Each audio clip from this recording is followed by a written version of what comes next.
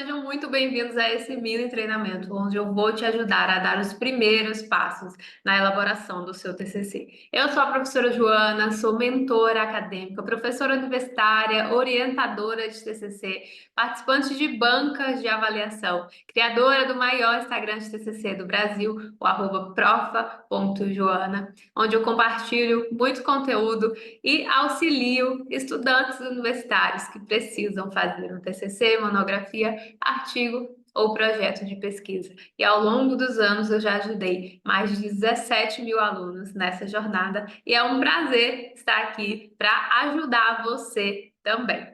E para a gente começar, eu quero te mostrar que o TCC não precisa ser um bicho de 7 cabeças. Eu vou te mostrar uma forma simplificada que você vai conseguir iniciar o seu trabalho e entender de fato o que precisa ser feito.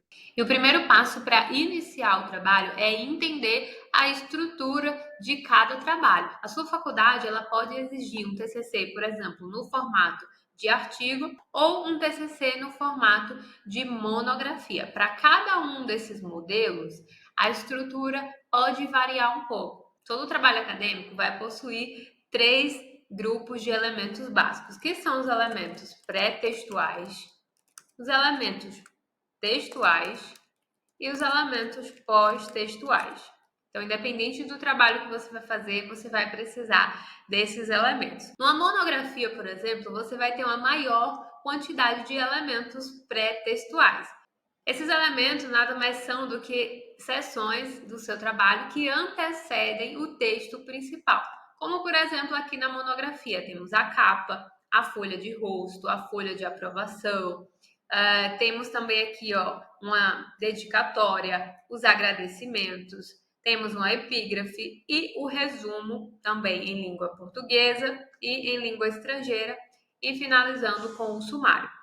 Todos esses elementos que antecedem o texto principal, eles são considerados elementos pré-textuais.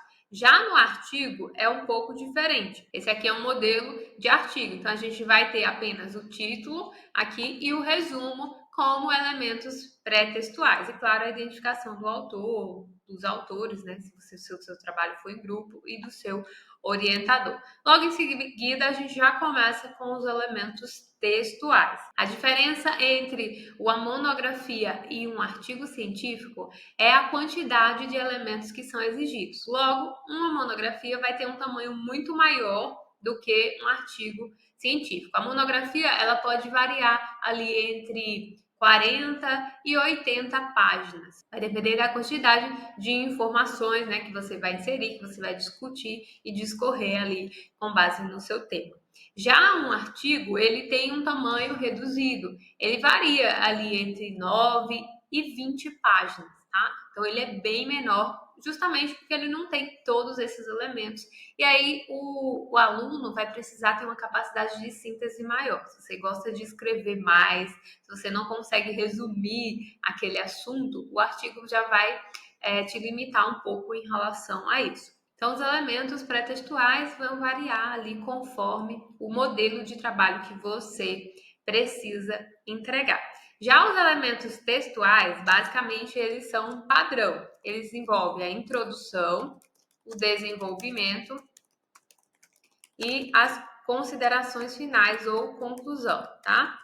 Esses são os 3 elementos textuais do seu trabalho, que é onde vai estar concentrada a maior parte do seu trabalho e, de fato, aqui que vai estar o conteúdo. A introdução, como o próprio nome diz, ela é uma sessão onde você vai fazer uma apresentação inicial do conteúdo que será abordado no seu trabalho. Geralmente você apresenta na introdução a contextualização do tema, a justificativa de por que você escolheu esse tema, qual a relevância desse tema e também você apresenta os objetivos do seu trabalho. Já o desenvolvimento do trabalho pode variar de acordo com o curso e as exigências da faculdade. Dentro do desenvolvimento aqui, você pode ter uma metodologia, um referencial teórico, e também a parte de resultados e discussões. Mas isso varia de faculdade para faculdade e de curso para curso. Então, por exemplo, um TCC de engenharia, geralmente o desenvolvimento vai ter todas essas seções: metodologia, referencial teórico, resultados e discussões. Já um TCC na área de direito, possivelmente não apresenta a metodologia, certo? Também não apresenta resultados e discussões. O desenvolvimento no TCC de direito normalmente se concentra na seção do referencial teórico, que nada mais é do que você fazer um levantamento de tudo aquilo que já foi estudado e trazer de forma compilada no seu texto, apresentando argumentos que embasem aquela informação que você está discutindo ali no seu trabalho, certo? Então, por exemplo, aqui, esse referencial teórico, ele já começa aqui falando sobre a concepção de família e seus princípios norteadores do direito. Esse aqui é um TCC no formato de monografia da Universidade Federal de Santa Catarina, no curso de graduação em Direito, cujo tema é responsabilidade civil dos pais sobre abandono afetivo dos filhos. E logo após a introdução, já começa a se discutir sobre o assunto. E aí ele apresenta um dos primeiros tópicos aqui, que é sobre a concepção de família e seus princípios norteadores. Então, o que ele vai apresentar aqui?